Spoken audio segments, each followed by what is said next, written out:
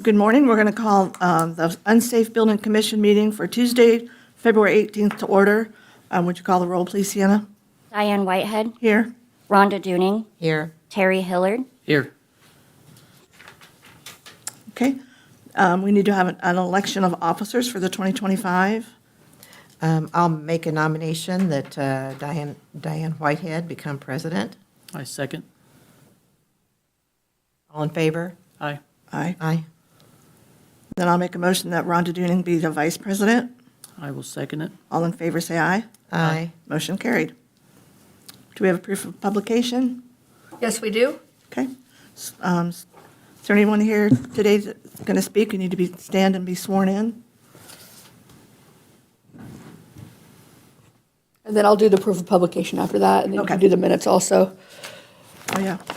Please raise your right hand. Do you swear or affirm under the penalties of perjury that the testimony you give will be the truth, the whole truth, and nothing but the truth? I do. Thank you. Nobody in the audience? Okay. And then I do have a proof of publication. It contains the time, date, place, and the item on the agenda for today's hearing. This proof of publication is in order to hold this public hearing, and I would ask the board to make a motion to accept the proof of publication. So moved. All in Okay. favor? Second. Yeah. A second, I'm sorry. Okay. All in favor, say aye. Aye. Okay, you've got the minutes of the November 19th, 2024 meeting in your packet. If there are no questions or concerns, we need a motion to approve. I make a motion to approve. Second. Aye. All in favor, say aye. Aye. Opposed? Okay. I have nothing as far as old business. Under new business, we have emergency cost hearing at 913 Sheridan. Cedric? Thank you. We have an emergency demolition here for 913 Sheridan Street. Deeded owners Donald Jr. and Brian Ballinger. This property had two emergency actions in quick succession, so they have been combined into one enforcement. This property had trash, debris, glass, flammable, and combustible materials scattered around the premises, which constituted an emergency cleanup. In addition, there was a fire at this address that left the damage throughout the internal space of the structure, with the majority of the damage being within the structure itself. There were people going in and out of the house scavenging, and due to the internal damage and risk of public safety, this constituted the emergency demolition of the property. On behalf of the City of Richmond Code Enforcement and at the request of the Chief Code Enforcement Officer at that time. Right here, you have the title, and what I have highlighted is the address, which is 913 Sheridan Street. Here are some pictures of the emergency cleanup. You have the east side backyard. There are the combustibles, gasoline containers, and propane tanks. There were more. Right here is on the south side walkway, a bunch of broken glass. It's hard to get pictures of the broken glass, but that's what that is. This is east side backyard on the north side of the home. And then the picture on the left is the east side backyard. The picture on the right is the north side looking to the east into the backyard. This is the front view of the structure facing west.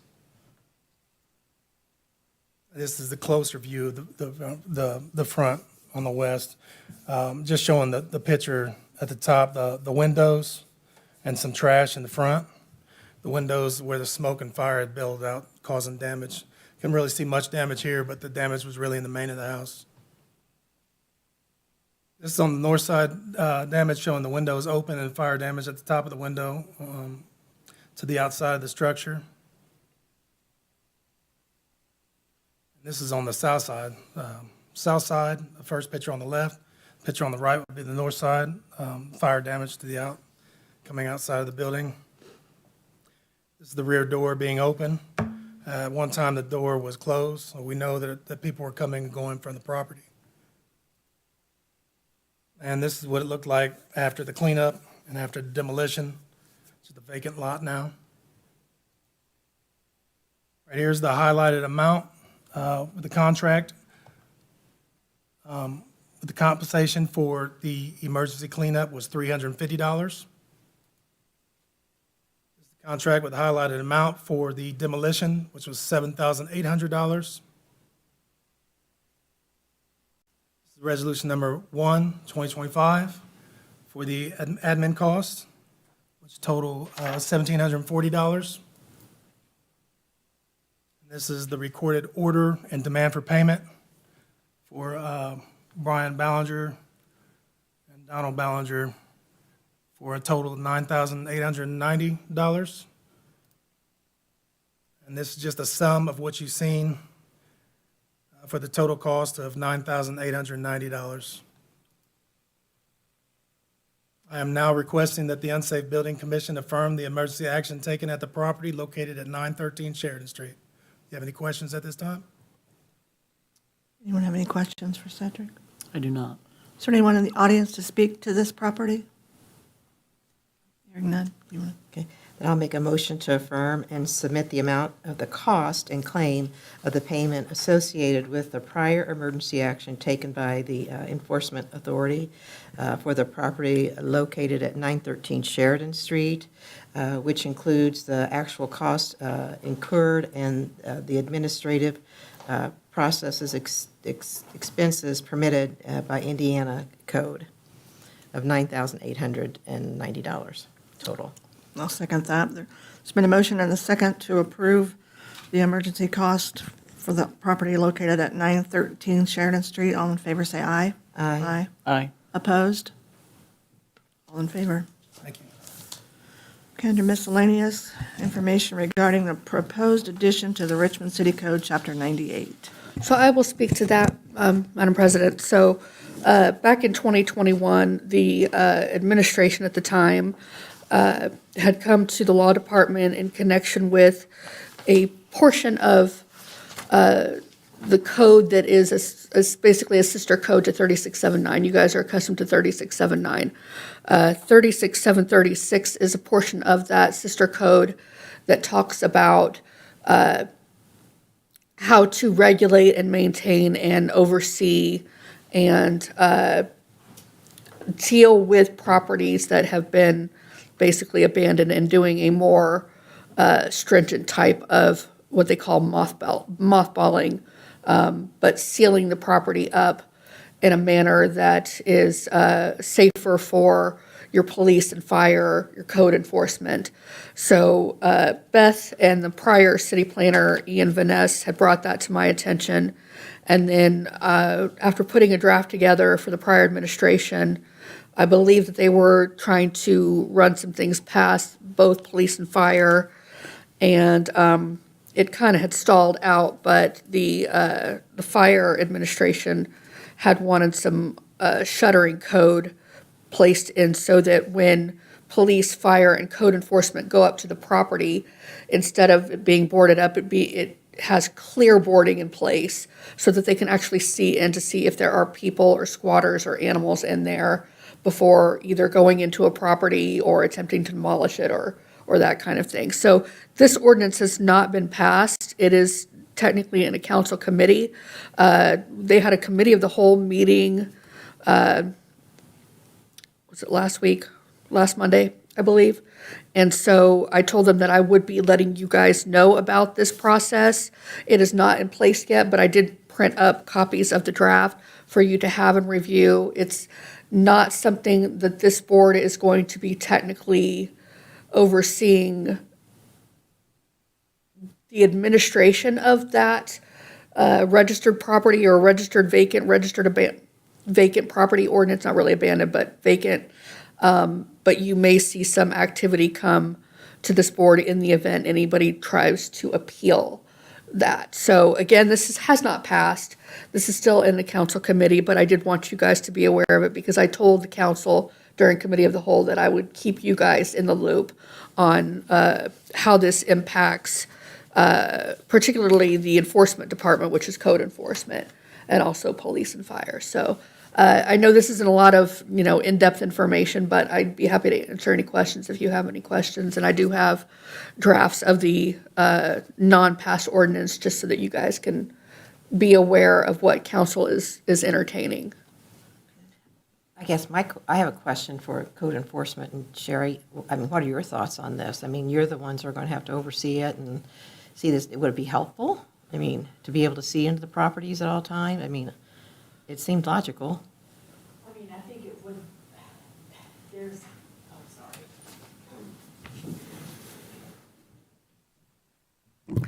Sherry Ritchie, Code Enforcement Department. I do think it would be helpful to see inside the windows.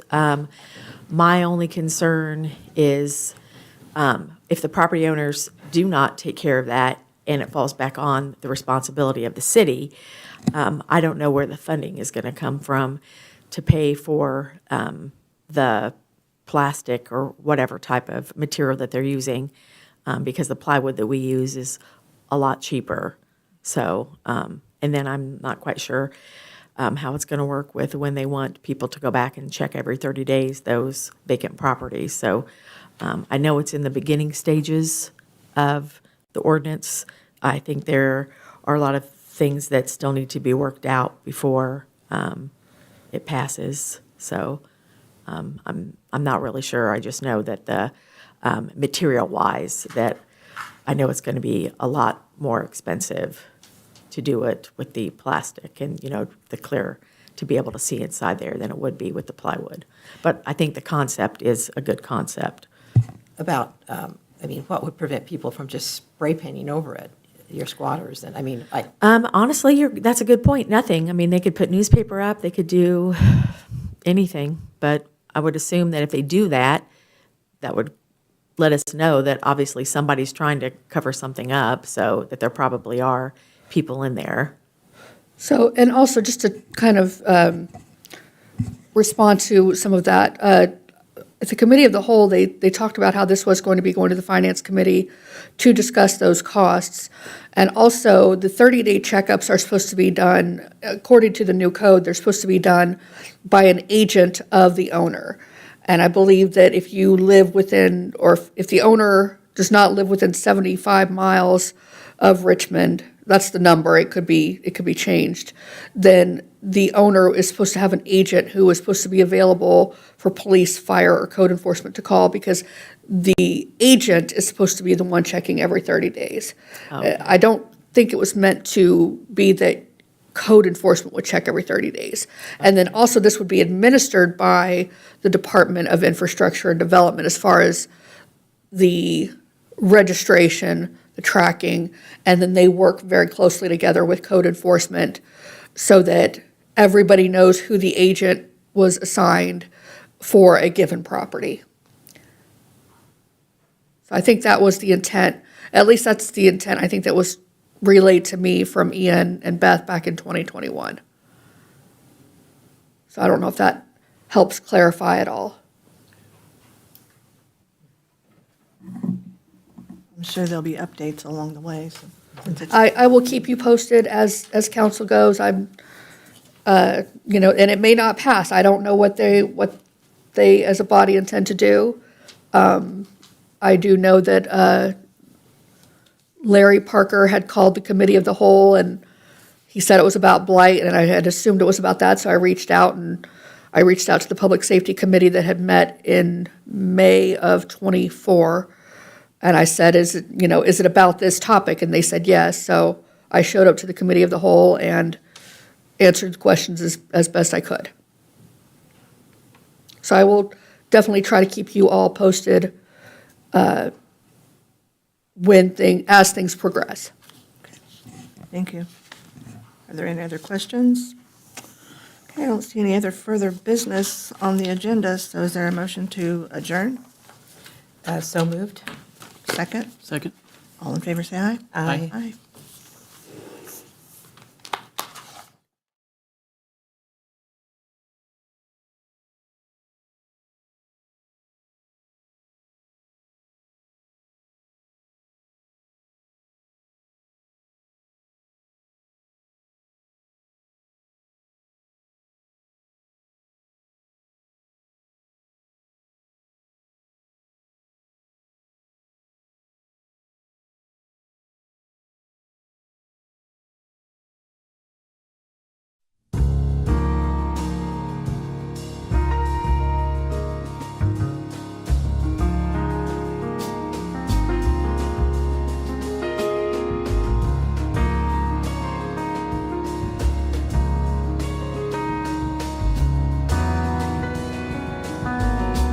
You are watching Whitewater Government Television, WGTV, Channel 11, part of the Whitewater Community